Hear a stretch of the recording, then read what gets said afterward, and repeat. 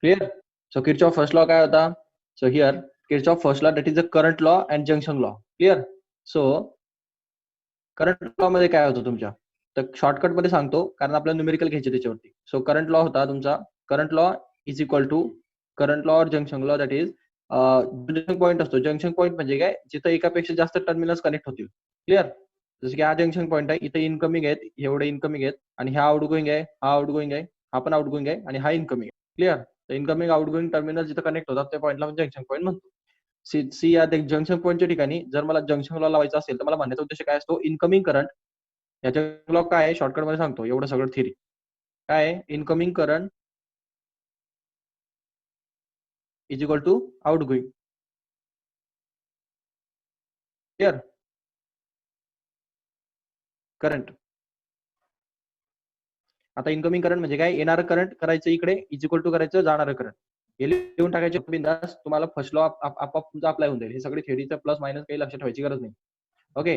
आता या ठिकाणी जर जंक्शन लॉ अप्लाय करायचा होता तर मी काय करणार, या पी पॉईंटच्या ठिकाणी इनकमिंग करंट कोण आहे, I3 आहे, I4 आहे, देन I1 आहे. So I1 plus I3 plus I4 is equal to outgoing current, बाहेर जाणारा कोण current, I2 I6 I5. So I2 plus I6 plus I5. So हे सिर्फ इतकं इझी असतंय, incoming current is equal to outgoing current करायचं, तुमचा किरचॉफ फर्स्ट लॉ अप्लाय होऊन जातो. क्लिअर. नवीन जे स्टुडंट जॉईन झालेत आज त्यांना थोडं समजायला प्रॉब्लेम क्रिएट होईल, कारण चॅप्टर 1-2 दिवसापूर्वी चालू झालेलं आहे. सो बेसिक थोडंसं घेतोय मी आधीचं, पण ऍडजस्ट करा. Okay. So incoming current is equal to outgoing current असणार, याला म्हणतो आपण किरचॉफ फर्स्ट लॉ. व्होल्टेज जर तुम्हाला आठवत असेल तर व्होल्टेज शिकवताना मी काय सांगितलं होतं, किरचॉफ व्होल्टेज लॉ, काही व्होल्टेज असतात आणि जे बॅटरीज असतात त्यांची अल्जेब्रिक सम 0 असते. म्हणजे माझा म्हणण्याचा उद्देश होता, हे जे लूप्स आपण घेत होतो, हे लूप्स मध्ये आपली ट्रेसिंग डायरेक्शन आपण कधी पण क्लॉकवाईज डायरेक्शन घेणार. जसं की याच्यामध्ये 2 लूप्स होते, हा एक लूप आहे आणि हा एक लूप आहे, क्लोज लूप. मग सुरुवातीला आपण समजा हा लूप घेतला होता, ए पासून बी पर्यंत, बी पासून सी पर्यंत, सी पासून बी पासून एफ पर्यंत, एफ पासून जी पर्यंत, जी पासून ए पर्यंत, अशी आपली ट्रेसिंग डायरेक्शन होती. सो मी तुम्हाला सांगितलं होतं, रेजिस्टन्स जर आला तर याच्यामध्ये अक्रॉस दी व्होल्टेज, रेजिस्टन्सच्या अक्रॉस व्होल्टेज किती असतं, जर हा रेजिस्टन्स आर आहे त्याच्यामधनं करंट, तर या 2 टर्मिनलच्या अक्रॉसचं व्होल्टेज किती असणार, कोणत्या लॉने काढणार, ओहम्स लॉने काढणार. ओहम्स लॉ काय म्हणतो, व्होल्टेज जे असतं रेजिस्टन्सच्या अक्रॉसचं ते असतं V is equal to I R. So तुम्ही हा रेजिस्टन्स घ्या आणि त्याच्यातून जाणाऱ्या करंटचं मल्टिप्लिकेशन करा, तुम्हाला याच्या अक्रॉसचं काय भेटतं, पोटेन्शियल डिफरन्स भेटतो. सो त्या हिशोबाने इथं म्हणतो हा, हे आय आर काय आहे, हे पोटेन्शियल डिफरन्स आहे. तर voltage potential difference between the two terminals across the resistance, and this is E, that is a battery in the circuit. So या दोघं व्होल्टेज ऍडिशन केल्यानंतर ऍडिशन 0 भेटते, असं त्या व्होल्टेज लॉचं म्हणणं होतं. आपण काल पाहिलंय. सो याच्यामध्ये महत्वाच्या गोष्टी होत्या त्या सांगतो आता. याच्यात हे जो पॉईंट होता आणि हा जो पॉईंट होता, हे 2 पॉईंट इम्पॉर्टंट आहे. शॉर्ट मध्ये सांगतो, जर ट्रेसिंग डायरेक्शन आपण डिसाईड करतो आयदर क्लॉकवाईज और अँटी क्लॉकवाईज. सो आपण जर क्लॉकवाईज डायरेक्शन डिसाईड केली, आपला ट्रेसिंग ए पासून बी पर्यंत, बी पासून सी, एफ पर्यंत, एफ पासून जी पर्यंत आणि जी पासून ए पर्यंत अशी ट्रेसिंग आहे. ओके. थोडस लार्जर करतो diagram. Okay. So our tracing direction A to B, B to F, F to G and G to A. Why? Because we are taking clockwise direction. So clockwise म्हणजे काय, घड्याळाच्या दिशेने चालायचं, डायलच्या दिशेने. So clockwise डायरेक्शनने आपण या loop मध्ये असे फिरलो. आता आपल्या ट्रेसिंग डायरेक्शन मध्ये ए पासून बी पर्यंत जाताना रेजिस्टन्स लागला, तर रेजिस्टन्सच्या अक्रॉसचं व्होल्टेज असतं, त्याच्यातनं जाणारं करंट आणि त्याचे रेजिस्टन्स यांचे product. So here from A to B the potential difference is equal to current into resistance. So there are I1 current and R1 resistance. So the product of I1 R1 is the potential difference between point A and B. Clear. So हे जे potential difference असणार, याची direction matter कर, direction महत्वाची. हे तर तुम्हाला समजतंय, तुम्ही रेजिस्टन्स जर घेताय तर त्याच्यात जाणारे करंट आणि त्याचं रेजिस्टन्स या दोघांचं प्रोडक्ट घ्यायचं, तुम्हाला त्याचं व्होल्टेज मिळून जातं, काही मोठा इश्यू नाही. इथं पण तेच करणार मी, याचा करंट आणि रेजिस्टन्स याचा प्रोडक्ट घेणार, इथं पण याचा करंट आणि रेजिस्टन्सचा प्रोडक्ट घेणार, आणि बॅटरीला डायरेक्ट व्होल्टेज देऊन ठेवलेलं असतं. ही बॅटरी असते, बॅटरीचं डायरेक्ट व्होल्टेज, बॅटरी तुम्ही घेताना व्होल्टेजच्या फॉर्मने घेतात. तुम्ही दुकानामध्ये कुठल्याही शॉपमध्ये गेले तर तुम्ही विचारणार 12 व्होल्टची बॅटरी द्या, 30 व्होल्टची द्या, 2 व्होल्टची बॅटरी द्या, 3 व्होल्टची बॅटरी द्या. हे व्होल्ट काय, तुम्ही ऑलरेडी बॅटरी त्याच्यावरच स्पेसिफाय करतात, त्यामुळे बॅटरीचं व्होल्टेज काढायची गरज नाहीये, ते ऑलरेडी माहिती असते तुम्हाला. क्लिअर. सो याला रेजिस्टन्स इंटू आय करायची गरज नाही, ओम्स लॉ इथं वापरायची गरज नसते, याचा already you know the value off voltage. of that battery. Clear? So here we have to find. Clear? So यांची डायरेक्शन महत्वाची. जर तुमची ट्रेसिंग डायरेक्शन म्हणजे आपण असं ट्रेस करतोय ना क्लॉकवाईज डायरेक्शनने. सो जर आपली ट्रेसिंग डायरेक्शन अशी आहे ए टू बी आणि आपल्या करंटची डायरेक्शन तशीच आहे. हे पहा, करंट पण असं चाललाय आणि आपण पण असेच चाललोय. म्हणजे आपण पण ए पासून बी पर्यंत चाललोय आणि करंट पण ए पासून बी पर्यंत चाललाय. जेव्हा करंट हे आपली tracing direction, current direction and tracing direction are same. हे जर दोघं सेम असतील म्हणजे एकाच डायरेक्शनला असतील, सेम डायरेक्शन, हे जर दोघं सेम डायरेक्शनला असतील तर ते आय आणि आर जे असतं ना त्यांचं प्रोडक्ट घेऊन ते काढलेलं आहे तुम्ही, I1 आणि R1 येणार ना तिथं, तो व्होल्टेज, त्या व्होल्टेजचं डायरेक्शन जी असते ती सेम डायरेक्शनला असल्याने निगेटिव्ह घ्यायची. आलं का लक्षात? त्यांच्या अक्रॉसचं व्होल्टेज जे असणार हे I1 R1 प्रोडक्ट जो असणार व्होल्टेजचा तो घेताना निगेटिव्ह घ्यायचा. Y? Because our tracing direction. Tracing म्हणजे काय? आपण ठरवलेली डायरेक्शन क्लॉकवाईजची. आपण ए पासून बी पर्यंत जाणार होतो आणि तुमचा करंट पण ए पासून बी पर्यंत जाणार होता. दोघं जर सेम डायरेक्शनला असतील तर डायरेक्शन निगेटिव्ह कन्सिडर करा. क्लिअर? निगेटिव्ह कन्सिडर करा, त्याच्या समोर निगेटिव्ह घ्यायचा. हे डाऊट याच्यात? हॅलो, हे काम झालेलं आहे. देन नेक्स्ट, आता आपण पहा इथं पण तेच होणार. पहा आता आपण बी पासून एफ कडे जाणार. सो आपल्या करंटची डायरेक्शन इकडेच आहे आणि आपली जाण्याची पण डायरेक्शन अशीच आहे. म्हणजे दोघांची डायरेक्शन सेम असल्या कारणाने काय होईल, परत मायनस येईल. म्हणजे यांचा I3 आणि R5 चा प्रोडक्ट म्हणजे इथला करंट आणि इथला रेजिस्टन्सचा प्रोडक्ट हा मायनसच घ्यायचा. का? कारण तुमची जी डायरेक्शन बी पासून एफ पर्यंत होती हा करंट पण बी पासून एफ पर्यंत चालला. तसं इथं पण एफ पासून जी पर्यंत तुम्ही जाणार होते आणि तुमचा करंट जो I1 होता तो पण तिकडे चाललाय. म्हणजे इथं पण मायनस I1 R3 होणार. बरोबर? आणि ह्या बॅटरीकडे आता आपण बॅटरीचे रूल वेगळे बघू. आता अँटी क्लॉकवाईज मध्ये कसं होतं पहा, समजा आपण आपली ट्रेसिंग डायरेक्शन क्लॉकवाईज न घेता मी जर डायग्रामला चेंज केली असती, हे याच्या जागी मी अशी डायरेक्शन घेतली असती. अँटी क्लॉकवाईज आपण कसे निघालो असतो मग? आपली जाण्याची प्रोसिजर ही असली असती. ए पासून आपण कोणाकडे गेलो असतो? जी कडे. जी पासून एफ कडे, एफ पासून बी कडे आणि बी पासून ए कडे. हे ट्रेसिंग डायरेक्शन तुम्ही डिसाईड करणार.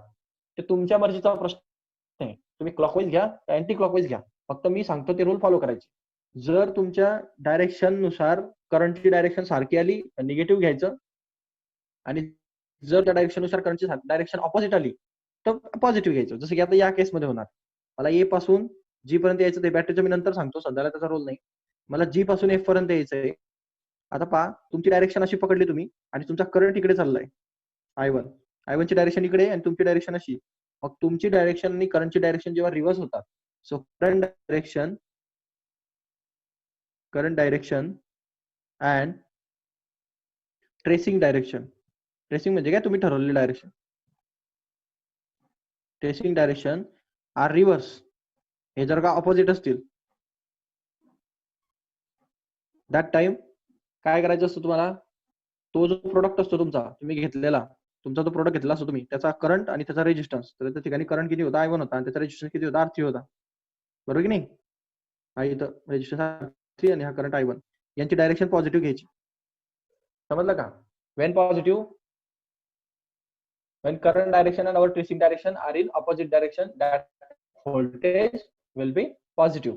And when current direction and tracing direction are in same direction, that time voltage will be negative. Clear? Hello, हो सर. समजलं का? हे पहा, आज जे जुने त्यांचा काही प्रश्न नाही, पण जे नवीन आलेत ना त्यांनी थोडस फोकस करा याच्याकडे. कारण हे ना लेक्चर झालेलं आहे याच्यावरती, जवळपास 1.5 तासाचं लेक्चर झालं होते. सो 1.5 तास त्यांना शिकवलंय, तुम्हाला 15-20 मिनिटात शिकवण्याचा प्रयत्न करतोय. सो जवळ जाईल ते थोडं. हा, समजून घेण्याचा प्रयत्न करा थोडा. नसेल समजलं तर विचारून घ्या, परत सांगतो. कारण याच्याशिवाय न्यूमेरिकल पुढे शिकवणं शक्यच नाही मला, इम्पॉसिबल आहे ती केस. हा झाला फर्स्ट मुद्दा, की जर ट्रेसिंग डायरेक्शन आणि तुमची करंटची डायरेक्शन जर ऑपोजिट असेल तर प्लस घ्यायचं आणि सेम असेल तर मायनस घ्यायचं. इट इझी येते. आणि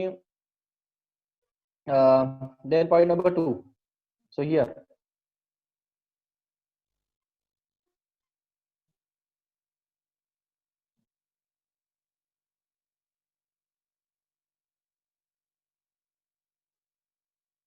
okay, then point number 2,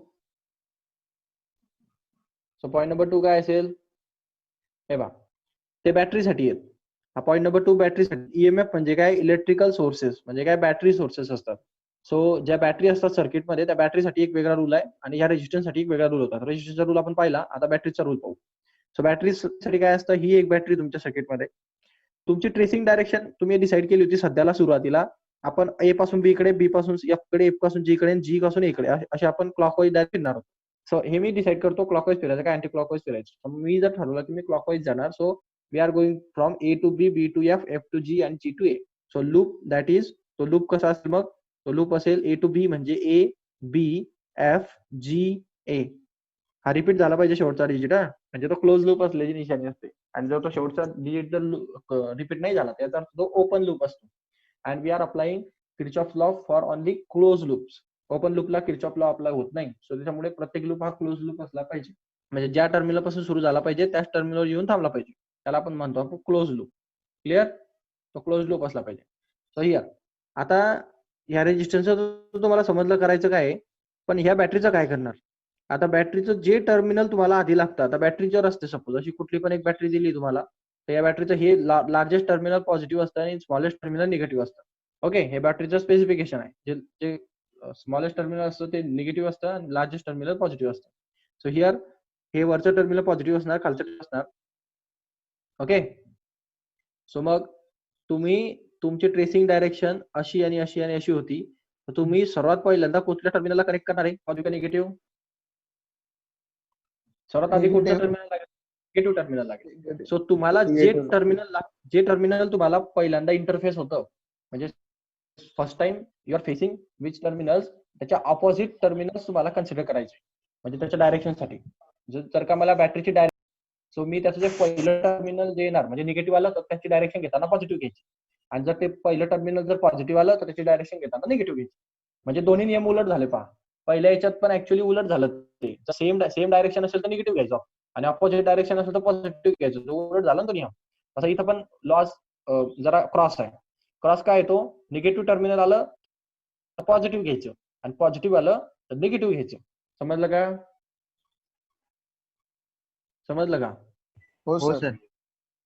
so हे रूल्स आपल्याला अप्लाय करायचे आहेत. आता इकडे पहा, आता मी हे तुम्हाला अप्लाय करून दाखवतो. मोस्ट इम्पॉर्टंट पार्ट आहे तुमच्या 12th मधला. तुमच्या 12th मध्ये या चॅप्टर मध्ये फक्त 3च टॉपिक आहेत, मी काल तुम्हाला सांगितले. तर 3 टॉपिक मधला हा एक टॉपिक आहे 1 नंबर, अजून दुसरा मीटर ब्रिज आणि तिसरा आहे पोटेन्शियोमीटर. या 3 टॉपिक वरती कॉम्पिटेटिव्ह एक्झाम पण क्वेश्चन करते आणि बोर्ड पण विचारतं. हे टॉपिक तुम्हाला ऍक्च्युअली करायचे आहेत पूर्ण चॅप्टर मध्ये, बाकीचं विसरून जा. ओके, याच्याकडे खूप फोकस करण्याचं कारण काय आहे, कारण याच्यावर प्रश्न पडतात म्हणजे पडतात बोर्डला. हा प्रश्न जर तुम्हाला नाही जमले तर तुम्हाला बोर्डमध्ये समजा या चॅप्टर मधला तुमचे 3-4 मार्क्स संपले समजा. सो पहा, steps usually following while the solving problems using the Kirchhoff law. याच्यामध्ये न्यूमेरिकल इम्पॉर्टंट आहे, हे पूर्ण न्यूमेरिकल चॅप्टर आहे. क्लिअर, याच्यामध्ये झालंच तर थेरॉटिकल क्वेश्चन होतील 2 मार्क्सचे. डेफिनेशन हार्डली, डेफिनेशन किंवा डिफाईन्स किंवा स्टेटमेंट्स सांगा बस, त्याच्या पलीकडे याच्यामध्ये क्वेश्चन्स होत नाही. डेरिव्हेशन वगैरे तर येतच नाही, एकदम इम्पॉसिबल केसमध्ये डेरिव्हेशन येतात. मेजर याच्यात सर्वात मेजर पोर्शन असेल न्यूमेरिकल्स. सो न्यूमेरिकल जर नाही समजले तर परत परत विचारा. थिअरी जर नाही समजली तिकडे सोडून द्या, न्यूमेरिकल्स नाही समजलं तर परत परत विचारा. Okay, so how we can solve the Kirchhoff laws problem. So first step that is choose the some direction of a current. So एक डायरेक्शन चूज करा करंटची. तर डायरेक्शन म्हणजे काय, आपली ट्रेसिंग डायरेक्शन असते ती. हे तुम्ही डिसाईड करणार ट्रेसिंग डायरेक्शन. ते क्लॉकवाईज घ्यायचं का अँटी क्लॉकवाईज घ्यायचं, आणि ते करंट कशी फिरवायचे. आपण करंट कुठे नाही फिरवू शकतो. मी ए पासून चालू करू शकतो करंटला आणि पुढे जाऊ शकतो, मग करंट लॉ तो निघणार पुढे. ठीक आहे, त्यानंतर पहा, reduce the number of variables using the Kirchhoff law. मग number of sir variables consider. हे जी डायरेक्शन आहे ती आपल्या मनाने डिसाईड करायची की कशी. डायरेक्शन तुमच्या मनाने डिसाईड करण्याचा फ्रीडम आहे तुम्हाला. तुम्ही आयदर क्लॉकवाईज घेऊ शकतात, आयदर अँटी क्लॉकवाईज घेऊ शकतात. फक्त नियम जे आहेत ते नियम बरोबर वापरायचे. जर तुमची डायरेक्शन आणि त्याची डायरेक्शन म्हणजे तुमची ट्रेसिंग डायरेक्शन आणि त्याची डायरेक्शन ऑपोजिट झाली तर पॉझिटिव्ह घ्यायचं, आणि सेम झाली तर निगेटिव्ह घ्यायचं. नियम ते वापरायचे. पण ट्रेसिंग डायरेक्शन जी आहे, ट्रेसिंग डायरेक्शनची ठरवण्याचा अधिकार आहे. ट्रेसिंग डायरेक्शन ठरवण्याचा अधिकार तुम्हाला आहे. तुम्ही क्लॉकवाईज जा का अँटी क्लॉकवाईज जा. पण जर क्वेश्चन मध्ये करंटची डायरेक्शन दिलेली नसेल, समजा करंटची डायरेक्शन दिलेली नसेल, तर करंट डायरेक्शन ठरवण्याचा पण अधिकार तुम्हाला असतो. पण तुम्ही जेव्हा करंटची डायरेक्शन ठरवणार त्याच्यासाठी तुम्हाला किर्चॉफ फर्स्ट लॉ यूज करावा लागेल. ते डायरेक्ट जसं तसं चालत नाही, ते सांगतो मी तुम्हाला. जर करंट डायरेक्शन तुम्हाला दिली नसेल तर कसं, आणि दिली असेल तर कसं. दिली असेल तर नशीबच चांगलं आहे, कारण पहिल्या क्वेश्चन मध्ये आपण पाहिलं आपल्याला I1 I2 I3 च्या सर्वांच्या डायरेक्शन दिलेल्या होत्या, सो काही प्रॉब्लेम नव्हता. पण जर दिल्या नसतील तरी पण ते आपल्याला डिसाईड करता येतात. पण त्याच्यासाठी रूल बाय रूल चालावं लागतं. असं काहीही कुठेही काहीही करंट काढून चालत नाही. ओके, प्रत्येकाचा आन्सर सेमच येते, याच्यामध्ये कोणाचा चेंज होत नाही. तुम्ही किती चेंज करा, फक्त रूल जर तुमचे करेक्ट तर. सो पाहू ते आपण न्यूमेरिकल्स मध्ये. तुम्ही फक्त स्टेप्सचा अभ्यास करून घ्या. खाली मला न्यूमेरिकल घ्यायचंच आहे आज. So reduce the number of variables using the Kirchhoff's law. तर number of variables using Kirchhoff's law म्हणजे जर का resistance R1 R2 R3 R4 असतील तर ते डिसाईड करा. किंवा करंट जर का 4-5 ठिकाणी डिवाइड होत असेल तर I1 I2 I3 अशी त्यांना नावं द्या. असं determine the number of independent. So number किती लूप्स त्याच्यामध्ये तयार होऊ शकतात इंडिपेंडंट, म्हणजे असे वेगवेगळे एकमेकांमध्ये कनेक्ट न होणार. जसं की आता मागचं एक एक्झाम्पल होतं पहा, याच्यामध्ये ऍक्च्युअली 3 लूप्स आहेत. तसं पाहायला गेलं तर हा एक सर्वात मोठा लूप आहे पहा. आणि त्याच्यानंतर हा एक छोटा लूप आहे पहा असा. आणि त्याच्यानंतर इकडचा एक छोटा लूप आहे पहा असा. ऍक्च्युअली हा 1 हा 2 आणि हा 3 असे किती लूप व्हायला पाहिजे होते ते 3 लूप्स व्हायला पाहिजे होते ना. हॅलो, हा सर. हा त्याच्यात फक्त मी 2च कन्सिडर केले. कुठले, एक हा आणि एक हा. का, कारण जो थर्ड लूप आहे त्याच्यामध्ये हे ऍक्च्युअली मर्ज होऊन जातात. म्हणजे हा रेजिस्टन्स हा रेजिस्टन्स हा रेजिस्टन्स हा रेजिस्टन्स ही बॅटरी मर्ज होऊन गेली ना ऑलरेडी तिसऱ्यामध्ये. एवढं एकच वेगळं होतं. मग ऍक्च्युअली इंडिपेंडंट लूप कन्सिडर करा. इंडिपेंडंट लूप म्हणजे काय, ते एकमेकावर डिपेंड राहणार नाही जास्त. जसं की हा एक इंडिपेंडंट लूप आहे आणि याच्यामध्ये फक्त एवढाच एक पार्ट कॉमन होतो, बाकी सर्व वेगळे. सो हा इंडिपेंडंट लूप झाला. हा लूप नंबर 1, लूप नंबर 2. याच्याने काय फायदा होईल, तुम्हाला सॉर्टिफाईड आन्सर भेटतील. ते गिचील होणार नाही. नाहीतर सगळं एकमेकांमध्ये मर्ज झालं तर प्रॉब्लेम आहे. सो त्याच्यामुळे आपल्याला सिम्प्लिफाय करायचं, त्याला आपल्याला तसं सिम्प्लिफाईड सर्किट जनरेट करायचंय. So simplifying loop as per their independency. So त्यांची इंडिपेंडन्सी पाहून त्यांना सिम्प्लिफाय म्हणजे त्यांचे लूप्स कन्सिडर करताना करा. ज्यांच्यामध्ये सारखा डेटा कमी आहे ते लूप्स कन्सिडर करा. जर तुम्ही मोठा लूप कन्सिडर केला असता आणि हा लूप कन्सिडर केला असता, त्याच्यामध्ये हे रेजिस्टन्स हे बॅटरी हे 3 सारखे आले असते, है ना. सो एवढा डेटा सेम आल्यामुळे ते कन्फ्युजन क्रिएट होईल. ते कंबाईन होतील. कंबाईन झाल्यामुळे आपल्याला त्याला सॉर्ट करता येणार नाही. सो लूप डिसाईड करताना इंडिपेंडंट लूप डिसाईड करा, जेणेकरून तुम्हाला त्याला सिम्प्लिफिकेशन चांगल्या प्रकारे करता येईल. ते समजेल तुम्हाला पुढे. तुम्ही फक्त थोडं लक्ष द्या. या स्टेप तुम्हाला मी न्यूमेरिकल मध्ये करून दाखवणार आहे. So solve the equations obtained by simultaneously. So you got 3 or 4 equations. So you know that 2 variable equations, 3 variable equations, simultaneously linear equations. 10वीला होते ना तुम्हाला 10th ला. 2 variable linear equations simultaneously solve करा. 3 variable linear equations simultaneously solve करा. So ते 2 variable 3 variable linear equations जे असतात ते आपल्याला सॉल्व्ह करायचे. 3 variable linear equation in matrix. Matrix मध्ये 11th ला तुम्हाला 3 variable चे linear equations असतात मॅथमेटिक्स मध्ये. मॅट्रिक्स घेता तुम्ही एक्स वाय झेडच्या व्हॅल्यू काढतात. सो त्याच्याने पण तुम्ही सॉल्व्ह करू शकता, तुमची मर्जी असते. सो ते सॉल्व्ह करणार आपण एक्स वाय झेडच्या व्हॅल्यू काढणार. तसे इथं I1 I2 आणि I3 च्या व्हॅल्यू निघतील जर 3 करंट असतील तर. Case of answer of the current variable is negative, the conventional current is flowing in the direction opposite to the chosen by us. आता ते असं आहे की समजा असं कधी झालं, answer of current variable is negative, म्हणजे तुमच्या करंटची डायरेक्शन कधी कधी निगेटिव्ह आली. The conventional current is flowing in the direction opposite to that chosen by 1. म्हणजे मग तुमच्या करंटची डायरेक्शन जर निगेटिव्ह येत असेल तर तुम्ही जे करंटची डायरेक्शन डिसाईड केली होती ती ऍक्च्युअली चुकलेली आहे, असा त्याचा अर्थ आहे. समजतंय का? हॅलो. हो सर. हा म्हणजे समजा हा लूप होता, हा खाली लूप पहा, कारण करंटची डायरेक्शन तर तुम्ही डिसाईड करणार आहे ना, त्यांनी दिली नाहीये. समजा हे त्यांनी करंट दिलेली नव्हती आणि तुम्ही अशी डिसाईड करून घेतली की I1 इकडे जाते, हे तुम्ही डिसाईड करून घेतलं. आता तुमच्या I1 ची व्हॅल्यू जर का निगेटिव्ह आली -2 अँपियर तर समजून जायचं जर ही निगेटिव्ह व्हॅल्यू येते I ची आपल्या काढून, याचा अर्थ हा I1 इकडे न जाता तो इकडे येणार असेल. आलं का लक्षात? म्हणून त्याची व्हॅल्यू निगेटिव्ह झालेली, कारण तुमची ट्रेसिंग डायरेक्शन ऑपोजिट गेलेली आहे ऍक्च्युअल त्याच्या व्हॅल्यूच्या, म्हणून ते व्हॅल्यू निगेटिव्ह झालेली असते. मग त्याला नंतर करेक्ट करून टाकायचं सर्किटला. त्याला म्हणायचे की नाही मग ठीक आहे, मग करंट डायरेक्शन अशी नसून ती अशी असेल. आलं का लक्षात? हा म्हणजे माझं म्हणण्याचा उद्देश आहे, हे सर्किट होते की नाही तुमचं असं रेजिस्टन्स होते, इथून तुमचा एक करंट स्टार्ट होता समजा I. आता मी I घेतला आणि इकडे I1 पाठवला, मग इकडे मग समजा असं I1 चाललाय असा पूर्ण I1 जाईल असा आणि पूर्ण I1 येईल आणि इकडनं पण I2 जाईल समजा असा. असे 2 करंट चाललेत की नाही हे. तर तुमच्या I1 ची डायरेक्शन इकडे जे गेली तुम्ही, हे तुम्ही डिसाईड करून टाकलं की I1 इकडे जाणार. तो I1 इकडे पण जाऊ शकत होता ना. इकडे I2 जाऊ शकत होता. मग नेमकं I1 आणि I2 नेमकं कोण कोणाकडे चाललंय हे माहिती समजत नाही आपल्याला. समजा हा जर 5 असेल तर 3 अँपियर इकडे जाऊ शकतो किंवा 2 जाऊ शकतं किंवा इकडे 2 जाऊ शकतो, इकडे 3 जाऊ शकतं. शेवटी दोघांचे ऍडिशनचे. मग नेमकं कोण कुठं गेलं हे समजत नाही. मग तुम्ही एक ऍझ्युम करून घ्या कुठली पण एक डायरेक्शन सध्याला तात्पुरती. मग तात्पुरतं आपण काय काही कंडिशनसाठी याला ऍझ्युम करून घेतलं की तो I1 इकडे जातोय. मग शेवटी आन्सर भेटताना काय भेटतं, I1 ची व्हॅल्यू समजा 2 अँपियर असेल तर 2 भेटते. पण जर ते डायरेक्शन करेक्ट असेल तर ती बरोबर भेटते आणि जर डायरेक्शन ऑपोजिट असेल तर ती मायनस भेटते. मग तुम्हाला हे मायनस साईन समजून लगेच समजतं शेवटी क्वेश्चनच्या लास्टला की आता ही याचा आन्सर जर मायनस येतोय याचा अर्थ आपली जी ट्रेसिंग डायरेक्शन होती ती चुकलेली आहे. I1 इकडे न जाता I1 इकडे जात होता.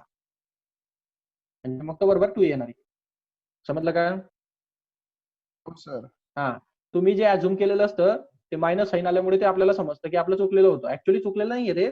घेताना अझम्पशन चुकीचं घेतलंय. ते अझम्पशन आपल्याला शेवटी एक सेंटेन्स टाकून करेक्ट करता येतं.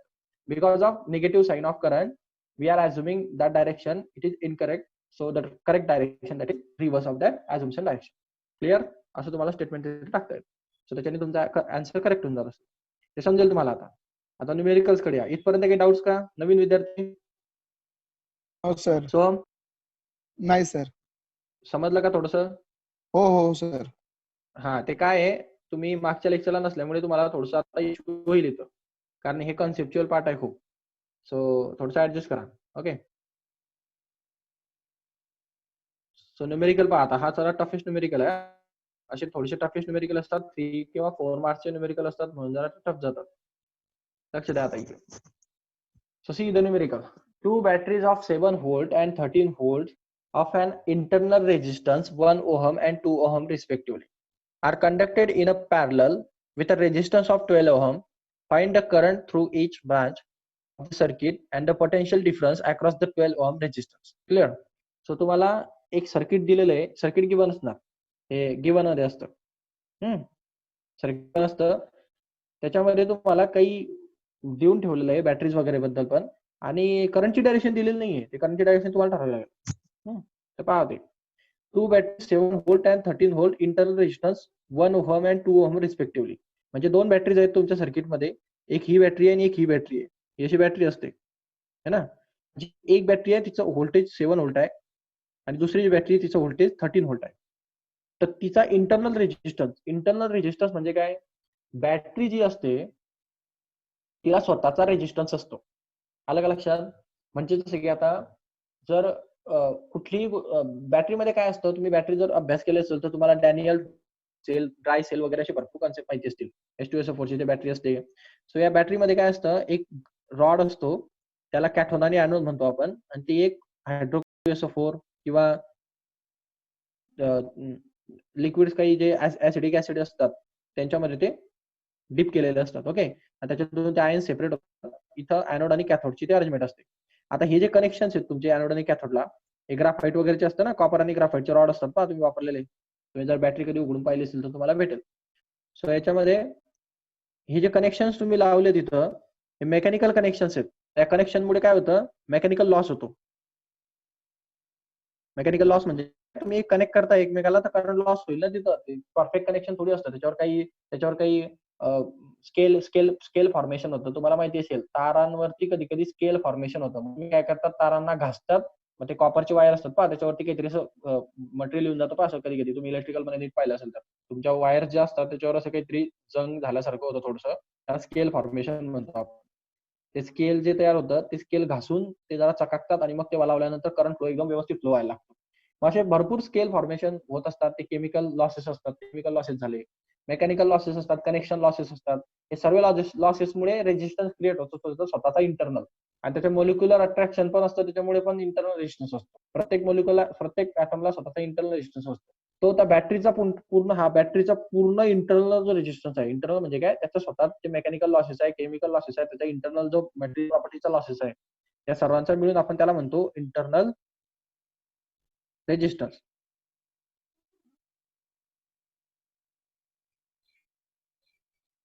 ओके. सो इंटरनल रेजिस्टन्स मध्ये सगळं कॅल्क्युलेट झालं. ते त्याचं स्केलिंग फॉर्मेशन मेकॅनिकल सगळं ते आता ते तुम्हाला इतक्या डीप मध्ये नाहीये. ते तुम्ही जेव्हा इंजिनिअरला झाला तेव्हा तुम्हाला ते सगळं शिकावं लागतं. केमिकल लॉसेस कुठले असतात, मेकॅनिकल लॉसेस कुठले असतात, म्हणजे सगळं. तर आता सध्या काही करत नाही. तुम्ही या सगळ्या टर्मला काय म्हणा, त्याच्यामध्ये जेवढा काही लॉस होणार म्हणजे बॅटरी स्वतः काहीतरी रेजिस्टन्स लावते, त्याच्यामुळे त्याचं व्होल्टेज कमी होऊन जातं.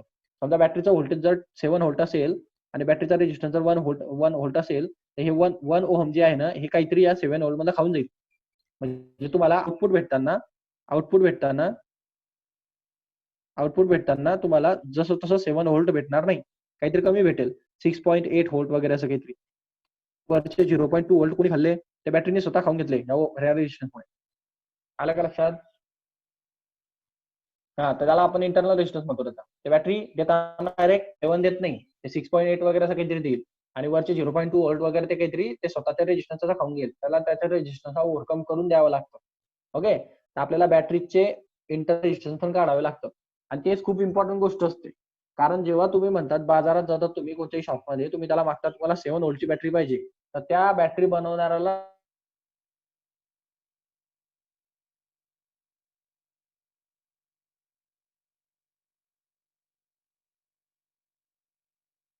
डोक्यात त्या बॅटरीने 7 व्होल्ट जर दिले, बॅटरी स्वतः 0.5 व्होल्ट खाऊन जाते आणि मग उरलेले तुम्हाला भेटतील किती? 7 व्होल्ट. आला का नाही सर? हॅलो. हो सर. हो हा, सर. मग आता तुम्ही जर बॅटरी मेकर असणार, म्हणजे तुमची जर बॅटरी बनवण्याची कंपनी असेल, तर तुम्हाला थोडंसं डोकं लागेल. तुम्ही जर 7 व्होल्टची डायरेक्ट बॅटरी बनवून दिली, तर ते बॅटरी वरती इक्विपमेंट चालणारच नाही. कारण बॅटरीवर इक्विपमेंट का चालणार नाही ते? कारण ते बॅटरी तेवढा व्होल्टेज देणारच नाही. ते बॅटरी किती व्होल्ट देईल? तुम्ही जर 7 व्होल्टची बॅटरी बनवून दिली, तर रेजिस्टन्स कापून ते त्याला किती व्होल्ट देऊन टाकेल? कमी व्होल्ट देईल ना त्याच्यापेक्षा. जर कमी व्होल्ट देईल तर इक्विपमेंट चालेल का? नाही. मग जो बॅटरीची कंपनी असते, त्या बॅटरीचे जे इंजिनियर्स असतात, जे काही बनवणारे असतात, त्या इंजिनियर्सना त्याचा इंटरनल रेजिस्टन्स माहिती असला पाहिजे. आणि तो इंटरनल रेजिस्टन्स काढण्यासाठी आपण काय वापरतो ते मी आताच तुम्हाला सांगून देतोय. म्हणजे ते कसं राहील पुढे कामाला मला. तर पोटेन्शिओमीटर एक डिव्हाइस आहे जो तुम्हाला शिकायचं आहे याच्यामध्ये. हा सर्वात इम्पॉर्टंट डिव्हाइस आहे या चॅप्टर मधला. सर्वात इम्पॉर्टंट टॉपिक आहे या पूर्ण चॅप्टर मध्ये. हा पोटेन्शिओमीटर एकमेव एक डिव्हाइस आहे जो बॅटरीचं काय काढतो? इंटरनल रेजिस्टन्स काढतो. समजलं का? इंटरनल रेजिस्टन्स काढण्यासाठी ऑनली पोटेन्शिओमीटरच यूज केला जातो. दुसरा डिव्हाइस जगामध्ये अवेलेबल नाही. आणि कुठं तुम्हाला याचा सर्वात जास्त अभ्यास करायचा आहे, कारण बॅटरी मेकिंग जी प्रोसेस असते त्याच्यामध्ये इंटरनल रेजिस्टन्स हा सर्वात महत्वाचा टॉपिक आहे. कारण तो जर तुम्हाला नाही समजला तर तुमची बॅटरी तयारच होऊ शकत नाही. तुम्ही काही पण व्होल्टेज देणार नाही, कसं पण देणार, जास्त देणार, कमी देणार, असं काहीतरी होईल. त्याच्यामुळे इंटरनल रेजिस्टन्स खूप इम्पॉर्टंट कॉन्सेप्ट होऊन जातो. तुम्हाला न्यूमेरिकल्स मध्ये नेक्स्ट जवळपास 15-20 लेक्चर नंतर हा टॉपिक येणार. तुमचं जवळपास 10-15 लेक्चर नंतर. तर तेव्हा तुम्हाला हा टॉपिक मी परत शिकवेल. Internal resistance of the battery कशी काढणार, तर फक्त ऑनली पोटेन्शिओमीटरने काढणार. तर पोटेन्शिओमीटर तेव्हा मी सांगणार तुम्हाला काय असतं. मुद्दा फक्त इथं लक्षात राहू द्या. इंटरनल रेजिस्टन्स म्हणण्याचा जो मुद्दा आहे ना, तो लक्षात राहू द्या. तो काढणं खूप गरजेचं असतं जर तुम्ही इंजिनियर असाल तर. आपल्याला इथं इंटरनल रेजिस्टन्स ऑलरेडी देऊन ठेवलाय, त्यामुळे आपल्याला इथं काढायची गरज नाहीये, पुढे काढावं लागेल. ओके. सो ही जी बॅटरी आहे हिचा स्वतःचा रेजिस्टन्स आहे काहीतरी, तो आहे 1 ओहम या बॅटरीचा. तर तो दोन्ही सोबत लिहिले पहा, 7 व्होल्ट आणि 1 ओहम. याचा रेजिस्टन्स होता 2 ओहम. म्हणजे 30 व्होल्ट बॅटरी होती, त्याचा रेजिस्टन्स 2 ओहमचा होता. म्हणजे ती बॅटरी 30 व्होल्ट देते, तर त्याच्यासोबत 2 ओहम ती स्वतः खाते पण. म्हणजे त्यांना ऍक्च्युअली काहीतरी जास्त व्होल्टेज द्यावं लागलं असेल ऍक्च्युअली बॅटरीनी, तेवढं 2 ओहमच्या हिशोबाने ते व्होल्टेज ड्रॉप करून 13 व्होल्ट ते बाहेर फेकते असेल. तर पुढे पहा. So then respectively are connected in a parallel with the resistance of 12 ohm. हे जे बॅटरीज आहेत, या बॅटरीज आणि तो 12 ओहमचा रेजिस्टन्स तिघ कोणत्या कनेक्शन मध्ये? पॅरलल कनेक्शन आहे. दिसतंय बा तुम्हाला, हे सगळं पॅरलल कनेक्शन आहे. काय फरक असतो पॅरलल आणि सिरीज कनेक्शन मध्ये? काय फरक असतो? व्होल्टेज आणि करंटच्या फॉर्म मध्ये. रेजिस्टन्स एकानंतर एक असतात सिरीज मध्ये आणि पॅरलल एका खाली. अच्छा, म्हणजे तुमचं म्हणणं आहे एका खाली एक असलं तर ते पॅरलल असतात आणि एक लाईन मध्ये असलं तर ते सिरीज मध्ये असतात, असं का? हा. मग आता मला सांगा, मी जर असा रेजिस्टन्स दिला